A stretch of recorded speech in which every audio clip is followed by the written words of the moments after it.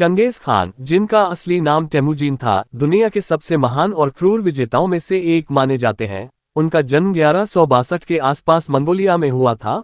उन्होंने मंगोल कबीले को एकजुट कर एक विशाल साम्राज्य की नींव रखी, जो इतिहास में सबसे बड़ा भूमि साम्राज्य बना।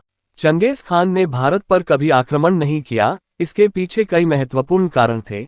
सबसे पहला कारण था भारत की भौगोलिक स्थिति और जलवायु। मंगोल सेना ठंडी और सूखी जगहों पर लड़ने में अधिक सक्षम थी, जबकि भारत का गर्म और आर्द्र मौसम उनके लिए चुनौतीपूर्ण साबित हो सकता था। इसके अलावा चंगेज खान उस समय पश्चिमी एशिया और यूरोप में अपने साम्राज्य के विस्तार में व्यस्त थे। उनका ध्यान मुख्य रूप से मध्य एशिया, ईरान और रूस के क्षेत्रों पर था, और इस कारण से भारत पर आक्रमण उनकी प्राथमिकता में नहीं था।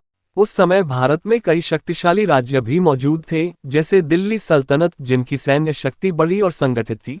यह मंगोलों के लिए एक कठिन चुनौती बन सकती थी। चंगेज खान भारत के साथ व्यापारिक संबंध भी बनाए रखना चाहते थे, क्योंकि भारत के साथ व्यापार उनके साम्राज्य के लिए लाभकारी था।